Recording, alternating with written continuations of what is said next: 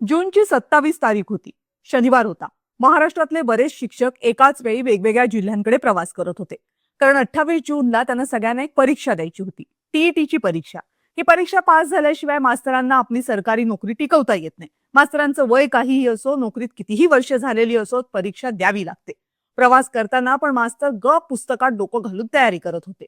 पण एवढ्यात सगळ्या मास्तरांचे फोन खणखणले. एकाच वेळी. सगळ्यांनी मोबाईल हातात घेतले. त्यांच्या मोबाईलवर एक मेसेज आला होता. मेसेज होता परीक्षा रद्द झाल्याचा.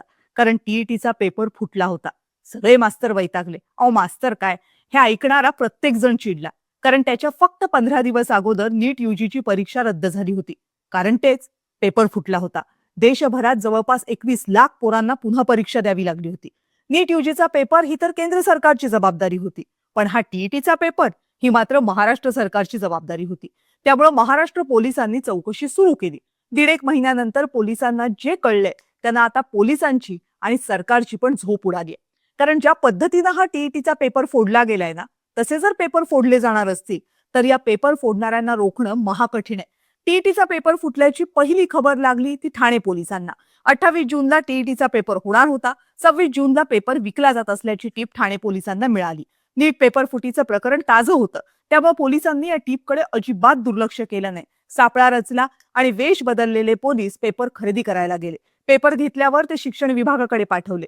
तो पेपर टीईटीचाच होता असं शिक्षण विभागानं कन्फर्म केले. आणि परीक्षेला काहीच तास शिल्लक असल्यामुळं किती पेपर विकले गेलेत हे माहीत नसल्यामुळं शिक्षण विभागानं सरळ परीक्षा रद्द करण्याचा निर्णय घेतलाय. मग ठाणे पोलिसांनी तपासाला सुरुवात केली. ज्यांना रंगेहात पकडलं होतं त्यांच्यापासून एक एक साखळी जोडत मागे जायला सुरुवात केली. ही साखळी पोलिसांना थेट युपी मधल्या आग्र्यापर्यंत घेऊन गेली. माहीमपत्र प्रायव्हेट लिमिटेड नावाची एक प्रेस युपी मध्ये होती. टीईटीचे पेपर तिथंच छापले गेले होते आणि तिथूनच पेपर फुटले. या प्रिंटिंग प्रेस मधली सुरक्षा व्यवस्था तगडी आहे. रिटायर्ड आर्मी ऑफिसर्स तिथं सुरक्षा देतात. पेपर तिथं छापले जाणार हे मंत्रालयातल्या फक्त 1 किंवा 2 वरिष्ठ अधिकाऱ्यांनाच माहिती असतं. मग टीईटीचा पेपर या प्रेसमध्ये छापला जाणार ही माहिती बाहेर आली कशी? तपासात लक्षात आलंय की ही माहिती कधीही बाहेर आली नव्हती. तिनं महाराष्ट्रातल्या अधिकाऱ्यांकडून आली होती आणि ना त्या प्रेसकडून बाहेर आली होती. आज इंडियन एक्सप्रेसनं याबाबतचं एक सविस्तर वृत्त दिलंय. महाराष्ट्रातल्या महत्त्वाच्या परीक्षांचे पेपर्स राज्याबाहेरच्या प्रेसमधून छापले जातात. कारण तिथल्या कर्मचाऱ्यांना महाराष्ट्राची भाषा कळत नाही हे यामागचं एक महत्त्वाचं कारण. मध्यंतरी महाराष्ट्रानं या परीक्षा घेण्यासाठी एक वेगळी संस्था नेमली होती. पण आरोग्य भरतीच्या परीक्षेचा घोळ झाला आणि मग या संस्थांना बाजूला सारलं. पुन्हा जुन्या पद्धतीनं म्हणजे इतर राज्यांमधून प्रश्नपत्रिका छापून घेऊन परीक्षा घेण्याचं काम राज्यात सुरू झालं. आता या पद्धतीनुसार कोणता पेपर कोणत्या प्रेसकडे छापायला द्यायचा हे अत्यंत वरिष्ठ स्तरावर ठरतं. 1 किंवा 2 अधिकाऱ्यांनाच माहिती असते. अवघ्या डिपार्टमेंटमध्ये कुणाला काही माहित नसतं. पण भोपाळमधल्या बिजेंद्र गुप्ता नावाच्या माणसानं या एवढ्याशा माहितीच्या आधारावर पेपर फोडला. हा बिजेंद्र गुप्ता आधी प्रायव्हेट कोचिंग सेंटरमध्ये काम करायचा. प्रश्नपत्रिका छपाईची ही प्रक्रिया त्याला माहित होती. पण कोणता पेपर कुठल्या प्रेसमध्ये छापला जाणार हे त्यालाही कळणं शक्य नव्हतं. मग त्यानं काय केलं? त्यानं महाराष्ट्रामधले पेपर कोणकोणत्या प्रेसमध्ये, कोणकोणत्या राज्यातल्या कोणकोणत्या प्रेसमध्ये छापायला दिले जातात याची यादीच तयार केली. या सगळ्या प्रेसमध्ये काम करणाऱ्या कर्मचाऱ्यांपैकी आपल्या कामाचे कर्मचारी कोण ते हेरायला सुरुवात केली. हळूहळू त्यानं देशभरात नेटवर्क तयार केलं. त्याच नेटवर्कमध्ये ही आग्र्याची प्रेसही होती.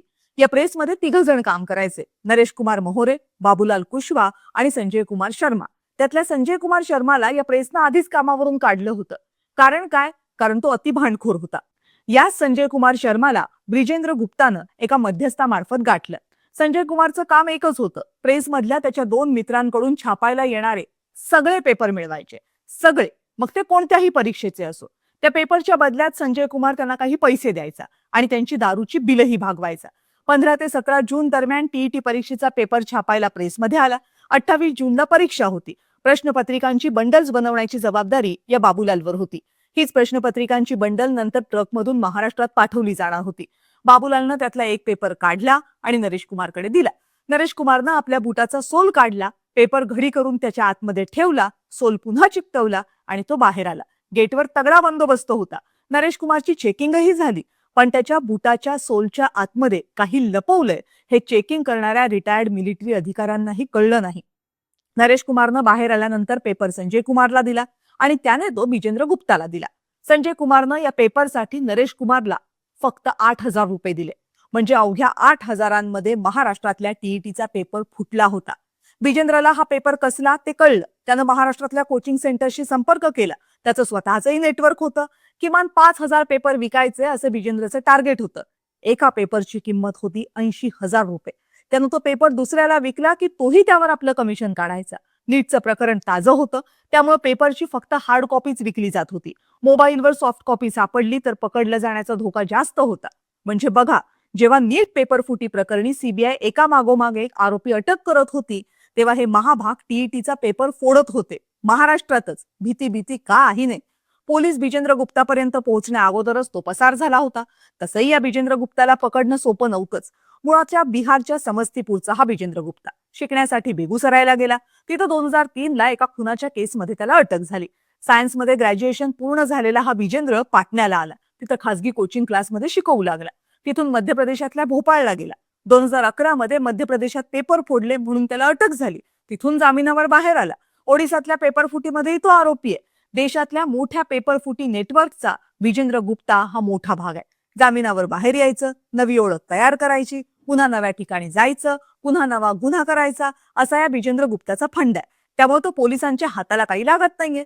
या सगळ्यात आग्र्याच्या प्रिंटिंग प्रेसमध्ये सुद्धा मोठी चूक झाल्याचं कळतंय.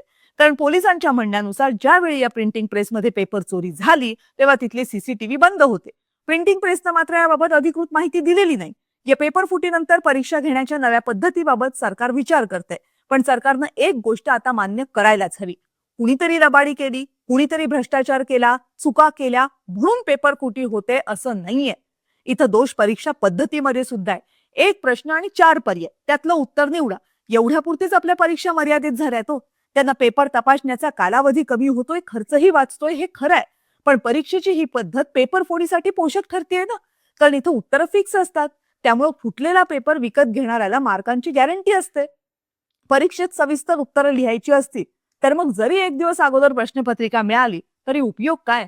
तिथं उत्तर लिहिताच आलं नाही तर मार्क्स कसे मिळणार?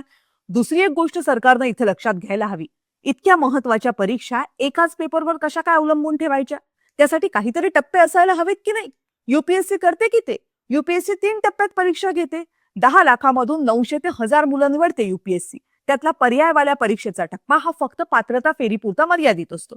बाकी सगळीकडे नीट जर तयारी केली असेल तरच विद्यार्थ्यांचा टिकाव लागतो. सगळ्याच परीक्षा का युपीएससीच्या धर्तीवर घ्या असं म्हणत नाही आहोत. पण एका पेपरवर आणि तोही पर्याय निवडण्याच्या पेपरवर जर सगळी भिस्त असेल तर पेपर फुटणारच आहे हो. तुम्ही कितीही ठिगळं लावली तरी ते फुटणार आहे. त्यामुळे आधी मूळ समस्येला भिडा, नाहीतर फक्त एसआयट्या स्थापून आणि नव्या नव्या तपास यंत्रणा आणून फक्त वरवरची मलमपट्टी होईल हो. पण मूळ पेपर फुटी थांबणार नाही.